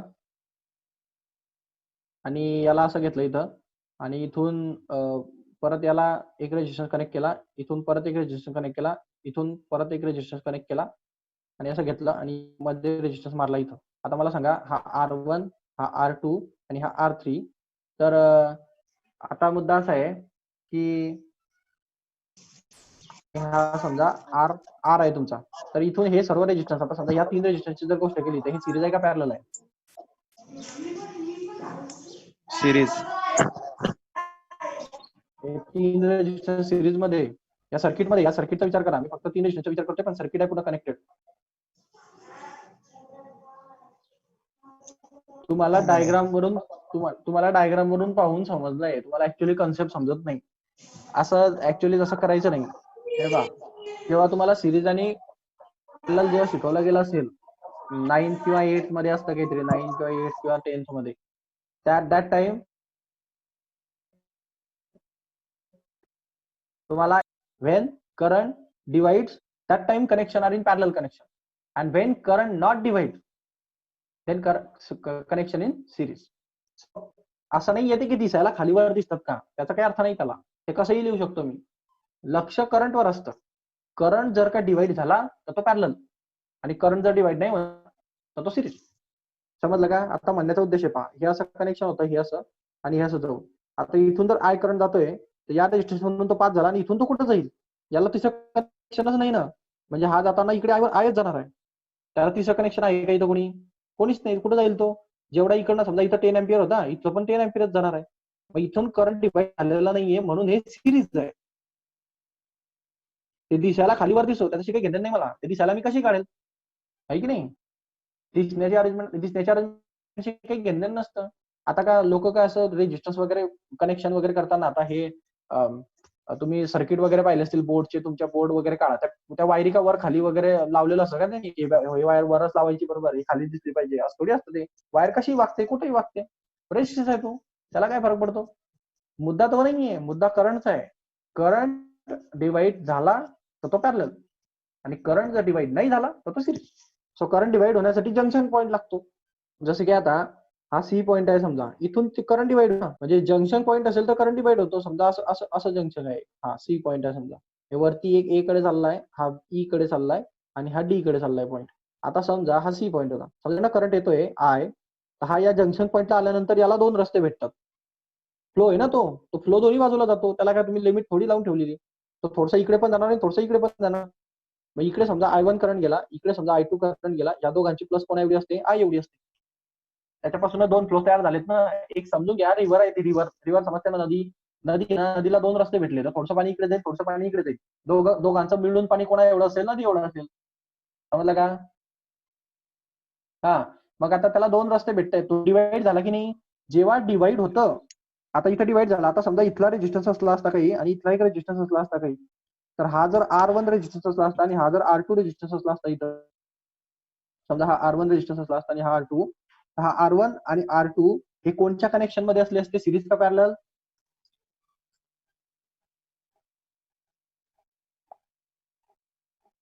कुठल्या कनेक्शन मध्ये असते? अरे सिरीज मध्ये कसे असतील बाळांनो? करंट डिवाइड झाला ना रे पॅरलल. बाळांनो. अरे हे आय करंट होता, इथं येऊन याच्याकडे I2 चाललाय आणि याच्याकडे I1 चाललाय ना. सो करंट जर डिवाइड होतोय, म्हणजे करंटचे 2 तुकडे जर पडतायत, सारखा करंट दोघांमध्ये जात नाहीये. याच्यातनं थोडासा वेगळा करंट चाललाय, याच्यातनं थोडासा वेगळा करंट चाललाय. जर करंट सेम जाणार नाही तर ते पॅरलल कनेक्शन आहे. ते दिसण्यावर त्याचा अर्थ नाहीये. आलं का लक्षात? हा, हे कन्सेप्ट लक्षात ठेवा, कारण आता मी जेव्हा न्यूमेरिकल तुम्हाला शिकवणार तेव्हा तुमच्या कन्सेप्टची किंमत आहे. ते दिसायला कसंही दिसो, मग तर तुम्हाला कोणी उल्लू बनवून निघून जाईल. सेटरचा तो त्या कॉन्सेप्टचा वापर करतो. सो कॉन्सेप्च्युअल स्टडी करा. दिसायला कसं दिसतं याला किंमत नसते. So if current divides at the junction point, that time those connections are in parallel connection. And if current is not divide, म्हणजे जसं की आता करंट कुठे डिवाइड होत नाही, पहा समजा इथून आहे, पहा हा I1 गेला इथून, हा I1 गेला इथून, ए पासून तो कुठे जाईल? इकडे पण I1 येईल ना, इथं खाली कुठे डिवाइड होईल तो? इथून ए जंक्शन पॉईंट थोडी आहे, तिथं 2च टर्मिनल आहे, इकडनं येतो आणि इकडनं जातो. इकडनं I1 आला तर इकडनं पण I1 येईल खाली, बरोबर की नाही? मग आता अशा ठिकाणी जर रेजिस्टन्स राहिले, समजा आता समजा असं सर्किट राहिलं असतं आणि रेजिस्टन्स असा राहिला असता, इथं एक रेजिस्टन्स राहिला असता आणि इथे एक रेजिस्टन्स राहिला असता, आणि मी तुम्हाला म्हटलं असतो की याच्यातनं जे करंट पास होतंय ते करंट I1 पास होते, तर मला सांगा ह्या R1 रेजिस्टन्स मधून आणि ह्या R2 रेजिस्टन्स मधून जाणारा करंट I1च असेल की नाही?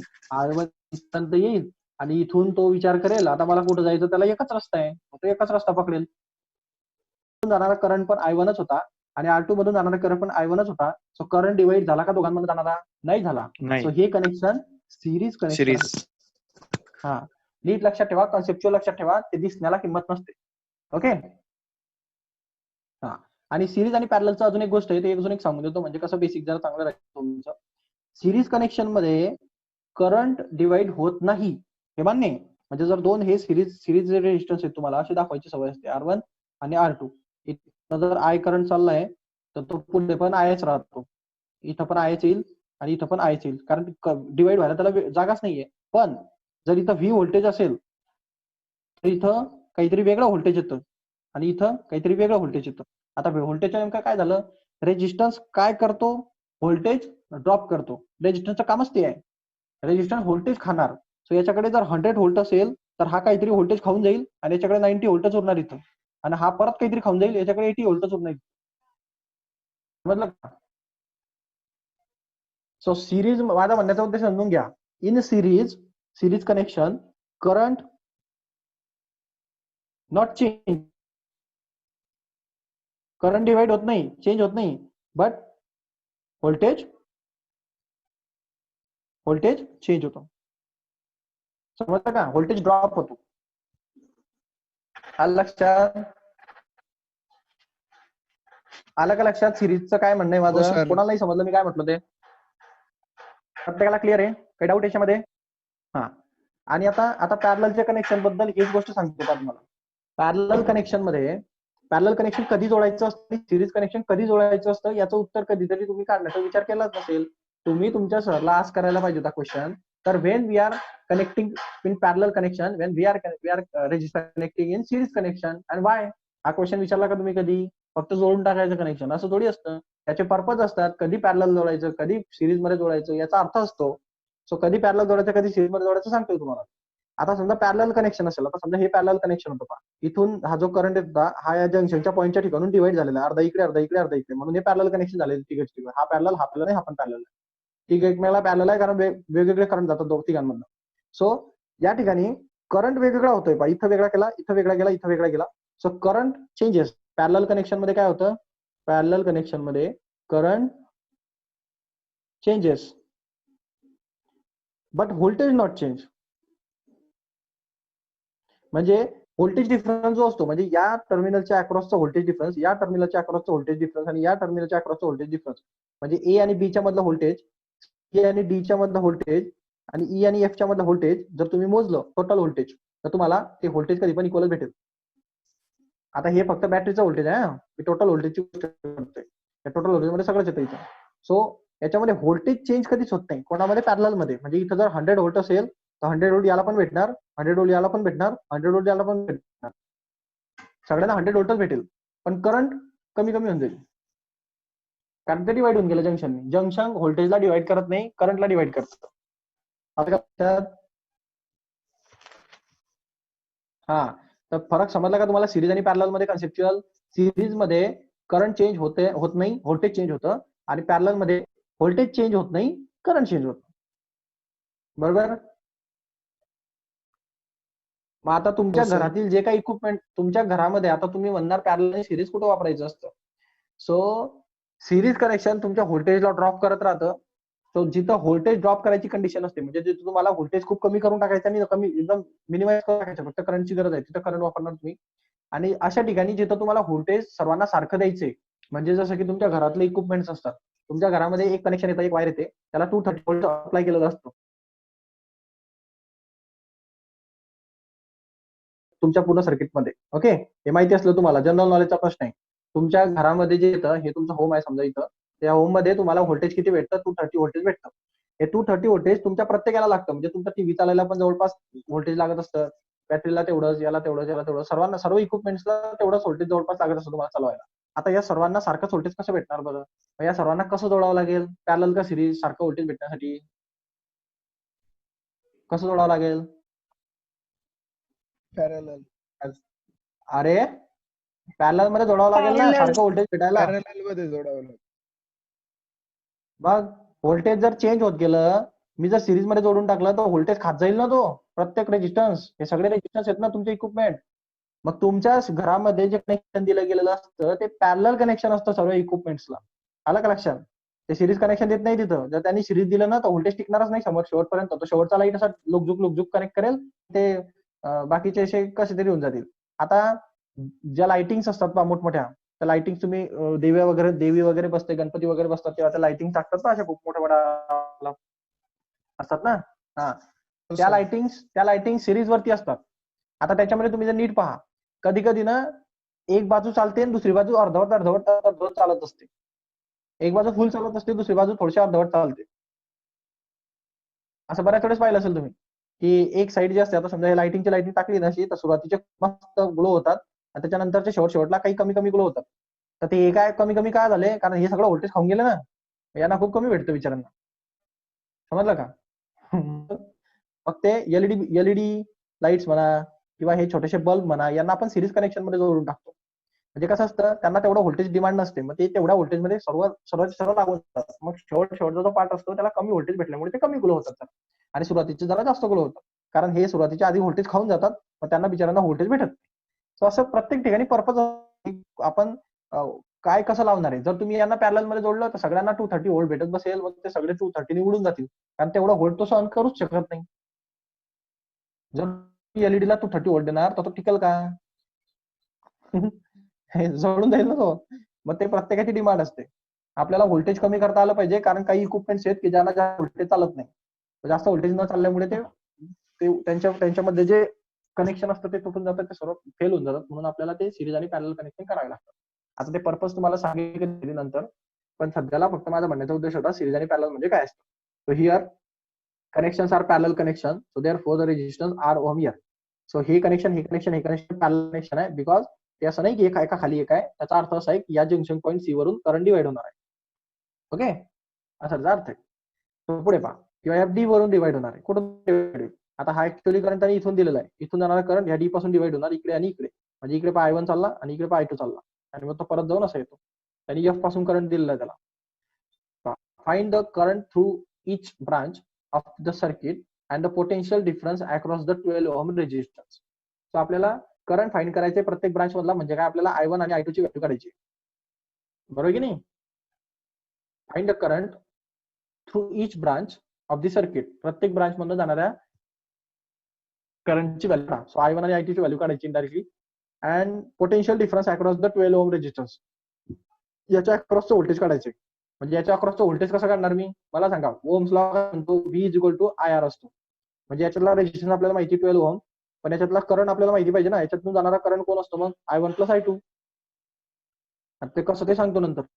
म्हणजे याच्यातला करंट आणि या व्होल्टेजचा या रेजिस्टन्सचं मल्टिप्लिकेशन केलं की याच्या अक्रॉसचा आपल्याला पोटेन्शियल डिफरन्स भेटेल. तर आपल्याला याच्या अक्रॉसचा पोटेन्शियल डिफरन्स काढायचे. त्याच्यासाठी आपल्याला पहिले काढावं लागेल याच्यातनं जाणारा करंट काढावं लागेल, आणि ते करंट कोण असतं, I1 प्लस I2 असतं. आता ते कसं ते सांग. आता तुम्हाला ही डायग्राम दिलेली असेल. Let us current passing through the 2 batteries be I1 and I2.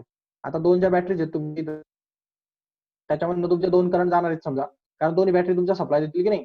मग समजा I1 हे पहिली बॅटरी तुमचा I1 सप्लाय देते आणि दुसरी बॅटरी तुमचा I2 सप्लाय देते. क्लिअर? अशा दोन सप्लाय देतात. सो I1 करंट इथून असं इथे येत राहील आणि I2 पण इथून इथे येईल. म्हणजे आता इथं दोन करंट जॉईन झाले सीच्या ठिकाणी. कोण इकडनं I1 येतोय आणि I2 येतोय. कारण करंट कोण सप्लाय करतं, बॅटरी सप्लाय करतात पॉझिटिव्ह कडून निगेटिव्ह कडे. याचं पॉझिटिव्ह टर्मिनल इकडे म्हणून करंटची डायरेक्शन इथून सुरू होते. याचं पॉझिटिव्ह टर्मिनल इकडे म्हणून करंटची डायरेक्शन इथून सुरू होते. आलं का लक्षात? हा, बॅटरी ना, बॅटरी काय देणार, करंट देणार ना, दुसरं काय देणार. सो इथनं I2 करंट आलेलं आहे इथपर्यंत. सो इथनं I1 करंट आलेलं आहे इथपर्यंत. क्लिअर? सो पुढे काय होईल, पुढे होईल हे इथून इथपर्यंत कनेक्ट होईल, इथून पर्यंत कनेक्ट होईल. या सी पॉईंटच्या ठिकाणी जंक्शन पॉईंट होईल. आवाज येत नाही का? हॅलो हॅलो, येतोय sir. okay. So yes, at the point C there are two incoming current I1 and I2. So they are coincide with each other at the point C and they are adding current goes through. Clear? So म्हणजे असं म्हणणं आहे तुमचं की एक समजा river आहे अशी. आता समजा आपली तापी रिव्हर आहे ना. तापी रिव्हर भेटायला इकडनं पूर्ण यावी लागते आणि इकडनं तापी यावी लागते, म्हणजे तापीची छोटीशी ब्रांच. मग हे अशा दोघं मिळून हे समजा इकडनं पूर्ण आणि इकडनं हे ओरिजिनलचे तापी, तर हे पूर्ण प्लस तापी होऊन जाते. पहा समजलं का? चांगदेव माहिती ना तुम्हाला? इकडे गावाकडे समजा आमच्याकडचे जे मुलं आहे त्यांना माहिती असेल, किंवा तुम्ही तिकडे संगम म्हणतो आपण त्याला, संगमासारखं दोन नद्या येतात, दोन नद्या एकत्र येऊन एक मोठी नदी तयार होते. पहा समजलं का? तसं येते. समजा हा I1 करंट आहे आणि हा I2 करंट आहे, हे दोघं एकत्र येणार या सी पॉईंटच्या ठिकाणी आणि त्यांचा टोटल फ्लो काय तयार होईल? I1 plus I2. हे डाऊट याच्यात? नाही सर. हा. So at the point C पहा, या सी पासून जो फॉरवर्ड होणार आहे तो फ्लो असणार I1 प्लस I2. का? कारण इथं I2 आला आणि इथं I1 आला, दोघांचा मिळून फ्लो तयार झालेला आहे. रिव्हर सारखं असतं ते. फ्लो म्हणजे काय? रिव्हर पण फ्लो होते ना, म्हणून तसं करंट पण फ्लो होतात. सो करंट जाणार आहे, हा I1 प्लस I2 जाणार आहे. आता हा पूर्ण जाऊन इथं या टर्मिनलला कनेक्ट होईल आणि हा इथं या टर्मिनलला. आता याच्याकडे ह्या डी पॉईंटच्या ठिकाणी येणारा करंट का कोण असेल? इथून इथपर्यंत पूर्ण जाईल ना असा. आता इथं कोड डिवाइड होणार आहे का? इथून इथं येईल, याला रस्ता नाही, तो असंच जाईल. इथून येईल, इथं पण रस्ता नाही, इथूनच जाईल. आता डीच्या ठिकाणी त्याला प्रॉब्लेम क्रिएट होईल. डीच्या ठिकाणी 3 रस्ते आहेत, एक येणारा, एक इकडे जाणारा आणि एक येणारा. आता येणारा करंट तुमचा I1 प्लस I2 होता, बरोबर की नाही? I1 प्लस I2 होता. हे बॅटरीने कोणता करंट सोडला होता? I2. मग बरोबर याच्याकडे I2 जातो या दोघांमधला, आणि ह्या बॅटरीने कोणता घेतला होता? I1. सो याच्याकडे बरोबर I1 जातो, म्हणजे इथून तो परत स्प्लिट होतो. बरोबर I1 कडे I1 जाणार, I2 कडे I2 जाणार. आला का? हो सर. आता कुणाला काही प्रॉब्लेम का करंटच्या डायरेक्शन मध्ये? करंट कसं फ्लो झाला आणि कुठून कुठे गेलं? नाही sir. So current direction important आहे, महत्वाचं आहे. मग आता करंटच्या डायरेक्शन पहिले डिसाईड करून घ्यायच्या, then applying Kirchhoff second law. So 2 loops consider करा. आपण असे लूप्स आपण मागे पण पाहिले होते. आपण सिम्प्लिफाईंग लूप कन्सिडर करतो, तर हा एक लूप, हे एक लूप आपण कन्सिडर करू आणि एक हा अनदर लूप कन्सिडर करू खालचा. सो याच्यामध्ये दोनही लूप होऊन जातील, loop number 1, loop number 2. So we are considering loop number 1. Clear? So loop number 1 ला जर आपण कन्सिडर करणार, तर आपण त्याचं नाव लिहू. काय नाव लिहिणार तुम्ही याचं? नाव काय लिहिणार आहे? क्लॉकवाईज आहे ना, मग असं क्लॉकवाईज जाणार ना आपण. मग क्लॉकवाईज जायचं म्हटलं तर ए पासून बी पर्यंत, बी पासून डी पर्यंत, डी पासून सी पर्यंत, सी पासून ए पर्यंत, म्हणजे असं असं असं आणि असं. म्हणजे आपला लूप काय झाला? Applying loop. आता यांनी जो लूप घेतलाय ना इथं किर्चॉफ लॉ, त्यांनी हा वरचा लूप आणि हा खालचा लूप असे 2 लूप घेण्यात, त्यांनी 2 लूप डायरेक्ट हा लूप कन्सिडर केलाय. कोणता? हा मोठावाला आणि एक हा छोटावाला. तुम्ही कोणचे पण 2 लूप कन्सिडर करा. तुम्ही हे 2 आणि हा करा तरी पण आन्सर भेटेल. तुम्ही हा मोठा करा आणि हा छोटा करा तरी पण आन्सर भेटेल. तुम्ही हा मोठा करा आणि हा छोटा करा तरी पण आन्सर भेटेल. समजलं का? 3 कंडिशन्स आहेत. समजलं का? 3 कंडिशन्स. Patil drop in. हा आन्सर सर्वांचा सारखा येतं. तुमच्याकडे 3 कंडिशन्स आहेत, 3 कंडिशनचा विचार करा. पहिला लूप जर तुम्ही घेतला आणि हा दुसरा लूप जर तुम्ही घेतला आणि दोघांना जर किर्चॉफ लॉ लावला, तरी पण तुम्हाला I1 आणि I2 च्या व्हॅल्यू भेटतील. काही डाऊट नाही याच्यामध्ये. तुम्ही जर समजा पहिला लूप घेतला हा आणि त्याच्यानंतर दुसरा लूप हा मोठा घेतला, तो पण एक लूप आहे ना, म्हणजे हा पहिला लूप आणि हा दुसरा मोठा लूप, मोठावाला, तरी पण तुम्हाला I1 आणि I2 च्या व्हॅल्यूज भेटतील. आणि तिसरी कंडिशन तुमच्याकडे ही पण असू शकते की तुम्ही हा छोटावाला लूप घेऊ शकतात आणि एक हा मोठावाला लूप घेऊ शकतात, तरी पण तुम्हाला I1 आणि I2 च्या व्हॅल्यूज भेटतील. आलं का लक्षात? 3ही कंडिशन पैकी कोणची पण एक कंडिशन सॅटिस्फाय करा. आता यांनी जी इथे घेतलेली कंडिशन आहे, आता तीच घेतो कारण त्या आन्सर आहे, तुम्हाला लिहायची जरा अडचण राहणार नाही. यांनी पहिला मोठा जो लूप कन्सिडर केलाय तो घेतलाय हा वाला मोठा. ओके, सो नीट पहा लूप कुठून कुठे आहे. लूप आहे ए पासून ई पर्यंत, ई पासून एफ पर्यंत, एफ पासून बी पर्यंत आणि बी पासून ए पर्यंत. म्हणजे तो असा जातोय, इथून असा जातोय, इथून असा जातोय, इथून असा जातोय. म्हणजे त्याने अँटी क्लॉकवाईज घेतला. समजलं का? हॅलो हो सर. हा, तुम्ही क्लॉकवाईज घ्या, काही फरक पडत नाही. अँटी क्लॉकवाईज नाही, नीट लक्षात ठेवा. आता यांनी अँटी क्लॉकवाईज घेतला तर अँटी क्लॉकवाईज घेऊन इथं सांगतोय तुम्हाला मी, तुम्ही क्लॉकवाईज घेऊन सॉल्व्ह करा, तुम्हाला आन्सर तेच भेटेल. सो अँटी क्लॉकवाईज घेतला मी असा लूप. आता माझा रूल काय म्हणतो की ए पासून बी पर्यंत चाललाय. आता कोणी रेजिस्टन्स तरी आहे का यांच्यामध्ये? ना रेजिस्टन्स आहे ना बॅटरी आहे, म्हणजे इथं काही करायची गरज नाही. बरोबर, पुढचं पहा. मग मी ई पासून एफ पर्यंत जाणार, तर मग आता मुद्दा महत्वाचा आहे. ई पासून ई पर्यंत जाताना हा आर रेजिस्टन्स येतो, तो इथं आर रेजिस्टन्स आहे आणि याच्यातनं जाणारा करंट आहे I1 प्लस I2, बरोबर ना करंट. आता करंटची डायरेक्शन आणि आपली डायरेक्शन सेम आहे. आपण ई पासून एफ पर्यंत जातोय, करंट पण ई पासून एफ पर्यंत चाललंय. मग जेव्हा करंटची डायरेक्शन आणि तुमची ट्रेसिंग डायरेक्शन सेम असते, त्या टाइम व्होल्टेजची डायरेक्शन पॉझिटिव्ह पाहिजे का निगेटिव्ह? निगेटिव्ह. निगेटिव्ह पाहिजे. सो याचं व्होल्टेज किती असणार? तर व्होल्टेज असतं त्याचा रेजिस्टन्स जो असतो त्याचा करंट यांचं मल्टिप्लिकेशन करून टाकायचं. हे रेजिस्टन्स आणि जाणारा करंट, म्हणजे जाणारा करंट कोण होतं? I1 प्लस I2 जात होता करंट, आणि त्याला रेजिस्टन्स कोण होता? 12. तो मल्टिप्लाय केला, मी दोघांचा प्रोडक्ट केला, आणि हे एकच डायरेक्शन होती करंटची डायरेक्शन आणि आपली डायरेक्शन जाण्याची, म्हणून ते निगेटिव्ह जातं. हे डाऊट याच्यात? नो. मग इथं -12 in bracket I1 plus I2 लिहिलं तर काही बिघडेल का? नाही. इथपर्यंत आलो होता आपण, म्हणजे इथून इथपर्यंत आलो होता. आता एफ पासून बी पर्यंत जाताना मध्ये कोणीच नाही, याची काही गरज नाही. आता बी पासून ए पर्यंत जाताना पहा आपली डायरेक्शन अशी आहे. आता मला सांगा तुमच्या बॅटरीचं कोणतं टर्मिनल आपल्याला सर्वात आधी लागेल? Negative terminal. Negative terminal. मग डायरेक्शन घेताना पॉझिटिव्ह घ्या. आणि इथं व्होल्टेजला कसं असतं फायदा माहिती का? या व्होल्टेजला बॅटरीला घेताना जे असते, कारण बॅटरीचा डायरेक्ट व्होल्ट तुम्हाला माहिती, पण बॅटरी सोबत ना त्याचा स्वतःचा इंटरनल रेजिस्टन्स पण आहे. त्याकडे लक्षात द्या नीट जरा. म्हणजे तिथं दोन गोष्टी आहेत, एक तर बॅटरी पण आहे आणि एक रेजिस्टन्स पण आहे, 1 ओहम आहे की नाही? हॅलो हो सर. हा. सो 1 ओहमचं तिथं रेजिस्टन्स व्होल्टेज कसं काढणार तुम्ही?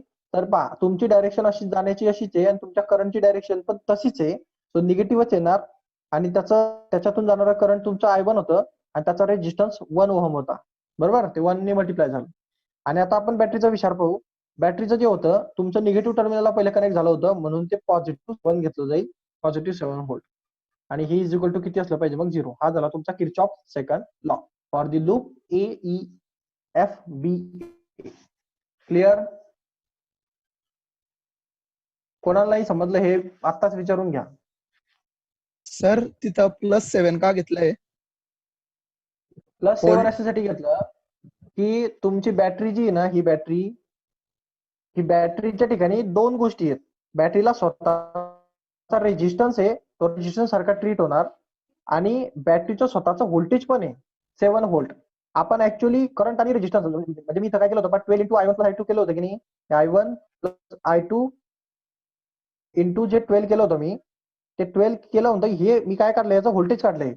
हे काय? I × R रेजिस्टन्स, नाही का? व्होल्टेज लॉ येतो, Ohm's law, voltage is equal to I × R असतो. सो या ठिकाणी ह्या रेजिस्टन्सचा व्होल्टेज मला काढावा लागेल, तो आला पाहिजे 1 × I1. मी या रेजिस्टन्सचं पण व्होल्टेज काढलं ते हे. पण जेव्हा डायरेक्ट बॅटरी दिली जाते तेव्हा व्होल्टेज काढायची गरज नाहीये. You already know that. तुला डायरेक्ट माहिती आहे की 7 व्होल्ट आहे म्हणून. तुला डायरेक्ट माहिती आहे 7 व्होल्ट आहे म्हणून. हो तुला सर. डायरेक्ट व्होल्टेजची व्हॅल्यू माहिती आहे. मग फक्त घेताना काय करायचं, बॅटरीसाठी रूल काय होता? बॅटरीला ते कोणच्या ते पाहायचं, ते सर्वात सुरुवातीला निगेटिव्हला कनेक्ट झालं का, मग बॅटरीचं व्होल्ट घेताना पॉझिटिव्ह घ्यायचं. समजलं का? हो सर. हा. बॅटरीला डायरेक्ट व्होल्ट आहे, तिथं अडचणच नसते. बॅटरी सर्वात सोपी गोष्ट आहे. त्याचं निगेटिव्ह टर्मिनल कनेक्ट झालं, डायरेक्ट व्होल्टेज लिहून टाका, कारण त्याला कटकट नाहीये. तिथं नाव ओम्स लॉ अप्लाय करायचा ना, काही अप्लाय करायचं. ओके. सो तुम्हाला हे स्टेटमेंट भेटलं. याच्यामध्ये मी काय करणार, मी हे 1 × I1 केलं तर ते 1 I1च राहील, आणि हा 7 त्यांनी इकडे शिफ्ट करून घेतला, म्हणजे त्याला काय झालं, सगळ्या आयच्या व्हॅल्यू इकडे भेटल्या आणि कॉन्स्टंट नंबर इकडे भेटले. क्लिअर? निगेटिव्ह पॉझिटिव्ह करून ठेवलेत सगळे. कसं असतं, हे पहिली व्हॅल्यू कधीच निगेटिव्ह लागत नाही. मग मी काय करणार, throughout multiplying equation by -1.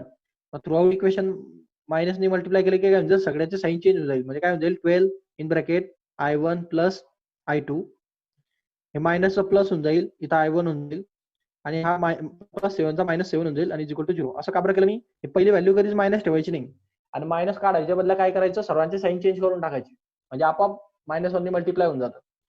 Minus sine काढायची असेल तर -1 ने मल्टिप्लाय करावं लागतं थ्रूआउट इक्वेशन. सो थ्रूआउट इक्वेशनला -1 ने मल्टिप्लाय करा, आणि डोकं चालवा, -1 ने मल्टिप्लिकेशन काय होईल, याच्यापेक्षा डोक्यात काय व्हायचं, त्या साईन जर नको असेल तर सर्वांचे साईन चेंज करून टाका, म्हणजे आपोआप त्याचं साईन, सर्वांचं साईन चेंज झाल्यामुळे आपलं आपोआप -1 ने मल्टिप्लाय होऊन गेलेलं असतं. तुम्ही -1 ने मल्टिप्लाय केल्यानंतर सर्वांचे साईन आपोआप चेंज होतात. तो इथं पहा, -12 होता, मी +12 करून घेतला. -1 I1 होता, मी त्याला +I1 करून घेतला, आणि +7 होता, मी त्याला -7 करून घेतला. आणि 0ला प्लस करा का मायनस करा, काही फरक पडत. समजा? समजलं का? हो. हा, तुम्हाला हा प्रश्न पडला असेल ना, हा -12 होता प्लस काय झाला? पडला असेल ना प्रश्न? सायन्सचे. हा, साइन चेंज करून टाकले मी सर्वांचे. -1 ने मल्टिप्लाय करून घेतलं थ्रू आउट इक्वेशन. -1 ने मल्टिप्लाय करतात. इक्वेशन मध्ये माहिती आहे तुम्हाला, लेफ्ट साइड राईट साइड काही आपल्याला करता येतं. जे करायचं लेफ्टला तेच करायचं राईटला. सो दोन्ही गोष्टी सारख्या करता येतात. सो इथं हे तुमचं इक्वेशन नंबर फर्स्ट आलेलं आहे. ओके, आता इक्वेशन नंबर 2 आपण कोणत्या लूप वरून काढू? यांनी जो लूप घेतलाय तो लूप घेतलाय CEFDC. आपण हा वरचा पण घेऊ शकतो, हा तुमची वरची, तुम्ही वरचा पण घ्या, पण यांनी हा घेतलाय खालचा. काय फरक पडतो? कारण त्याला हा रेजिस्टन्स काढायचा होता म्हणून त्यांनी तो घेतलाय. वरचा घेतला तर त्याला हा रेजिस्टन्सची कनेक्ट करावा लागेल. काय चालतं? हा लूप जर तुम्ही घेतला हा रेजिस्टन्सचा, तर आता याच्यामध्ये पहा, CEFDC म्हणजे असं जायचंय आपल्याला, असं म्हणजे क्लॉकवाईज चाललंय हा परत. तुम्ही कोणची पण एक डायरेक्टली हे करू घ्या, क्लॉकवाईज जायचं का अँटी क्लॉकवाईज जायचं. मग आता समजा हा C पासून E पर्यंत आला, इथं काहीच नाही म्हणून काहीच नाही होणार. E पासून F पर्यंत चाललाय तो, नीट लक्षात घ्या. रेजिस्टन्स आहे 12 ओहम, करंट जातोय I1 + I2 आणि तुमच्या करंटची डायरेक्शन आणि तुमची ट्रेसिंग डायरेक्शन सेम आहे, म्हणजे आन्सर येणार negative. So negative 12 I1 + I2. हे समजलं ना? I × R आहे म्हणजे त्याचं व्होल्टेज असतं ते, करंट इंटू रेजिस्टन्सचा प्रोडक्ट. हे मायनस काय घेतलं? बिकॉज आपली डायरेक्शन अशी होती, करंटची डायरेक्शन पण तशीच आहे. सो इफ ट्रेसिंग डायरेक्शन आणि current direction are same, then sign will be negative. हे डाऊट याच्यात कोणाला? हे डाऊट याच्यात कोणाला? नाही sir. No sir. Good. So we are now at the point F, and F to D there is no resistance, no battery, so no issue. So at D to C, so D to C पहा. आता D to C च्या ठिकाणी दोन गोष्टी आहेत. एक तर या बॅटरीचा स्वतःचा रेजिस्टन्स आहे आणि एक बॅटरीचं स्वतःचं व्होल्टेज आहे. म्हणजे आपल्याला रेजिस्टन्सच्या हिशोबाने पण चालावं लागेल. रेजिस्टन्सच्या हिशोबाने याच्यातून करंट किती जातोय? I2. करंट किती जातोय इथून? I2 जातोय ना, हा I2 करंट आहे, हा इथून जाणारा, बरोबर. I2 पण चाललाय, तुमची ट्रेसिंग डायरेक्शन अशीच होती आणि तुमचा करंट पण याच डायरेक्शनला चाललाय, म्हणजे हे पण निगेटिव्ह येणार आहे. म्हणजे ऍक्च्युअली तुमचं कसं स्टेटमेंट होणार आहे ते, -12 इन ब्रॅकेट I1 + I2 हे याचं झालं होतं. इथं मायनस, हा 2 रेजिस्टन्स, हा 2 आणि त्याच्यातून जाणारा करंट इथं I2 होता.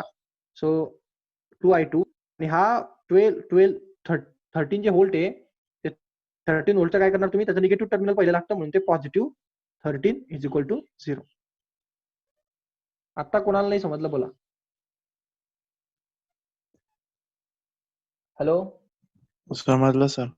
कळालं सर. प्रत्येकाला समजलं? नवीन? हो सर. हो सर. ओके. सो आता नीट पहा, ते -12 आलेलं आहे, ते -12 आपल्याला चालत नाही तिकडे.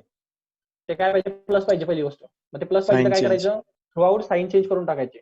Multiply left side and right side by -1, then we will get sign change of the all sides. So here 12 in bracket I1 + I2, म्हणजे -1 करायचं, डोक्यात डायरेक्ट करून घ्यायचं, काही नाही करायचं, फक्त साइन चेंज करून टाकायचे त्यांचे, म्हणजे आपोआप -1 ने मल्टिप्लाय होऊन जातं. म्हणजे इथं 2 हा प्लस होईल आणि हा +13 चा -13 होऊन जाईल आणि इक्वल टू 0.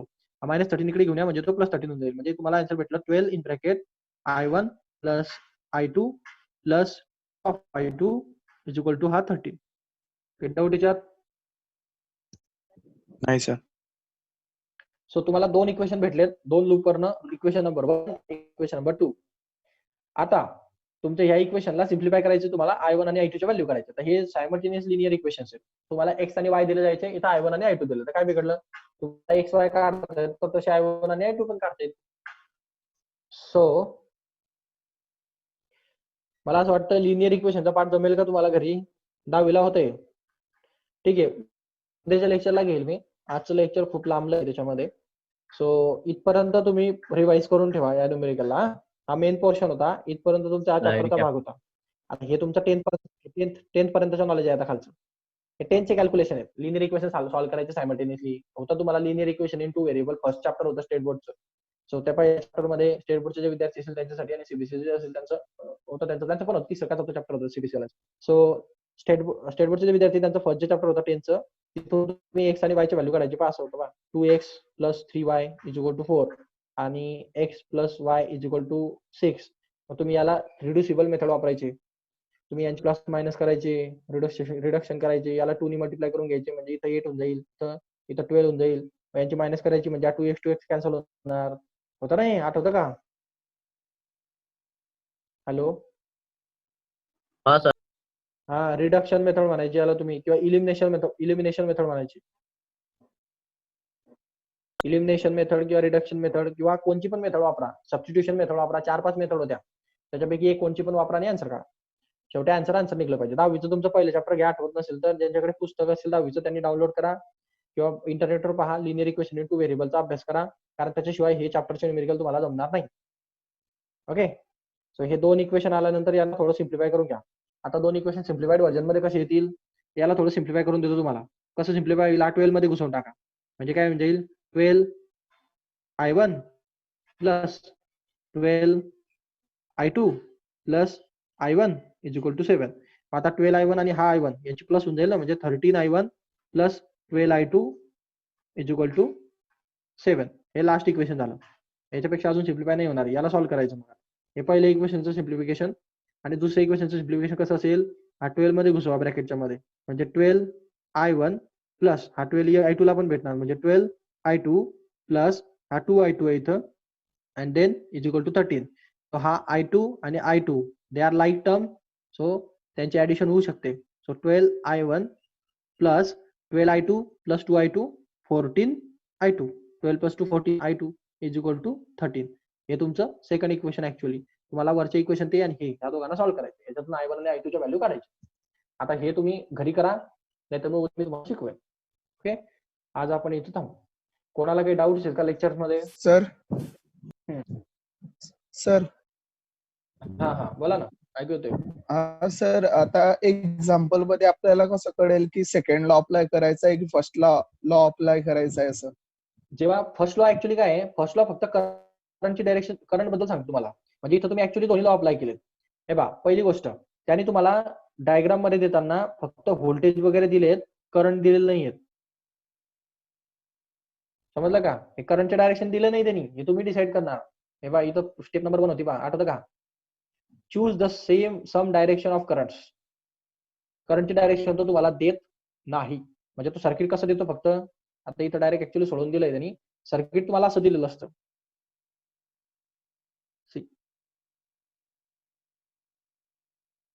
असं असं असं सर्किट दिलेलं असतं फक्त. अशी एक बॅटरी, अशी बॅटरी आहे, आणि हे पॉझिटिव्ह टर्मिनल, आणि इथे एक रेजिस्टन्स आहे, बस एवढंच. इथं 12 ओमचा रेजिस्टन्स आहे, इथं 13 ओमची बॅटरी आहे, आणि इथं 7चा आहे, आणि इथं ए पॉईंट असणार, हा बी पॉईंट असणार, हा सी पॉईंट असणार, हा डी पॉईंट असणार, हा ई पॉईंट असणार, आणि हा पॉईंट असणार. करंट वगैरे काही सांगत नाही, म्हणजे काहीच दिलेलं नसतं करंट बेनिफिशियल. मग तुम्ही पहिला लॉ इथं सर्वात आधी अप्लाय केला.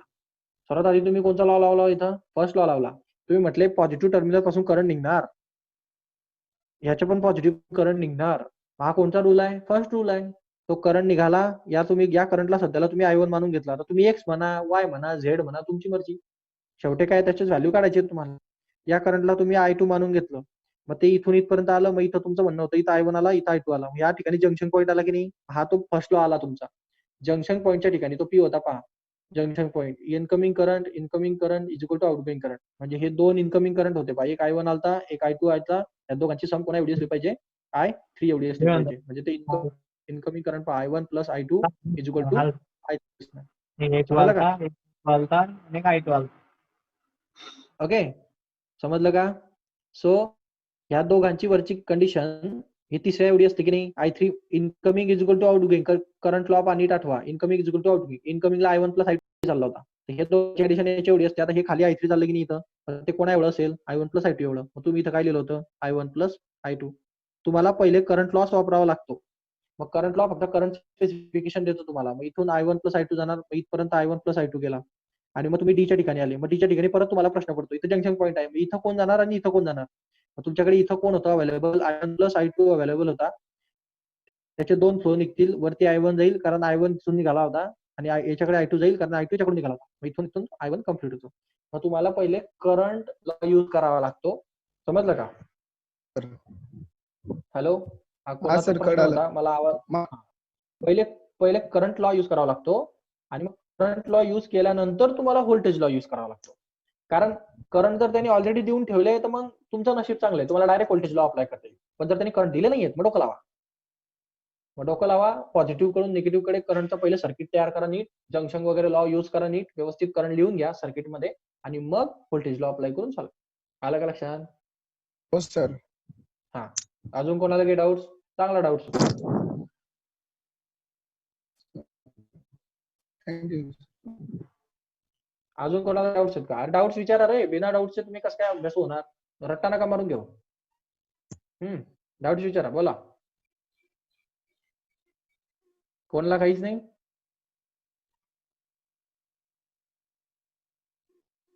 ठीक आहे, ओके. थांबू आपण आज इथं. लेक्चर आजचं रिपीट करून घ्या, कसं लेक्चर होतं व्हॉट्सअप करतो. ओके.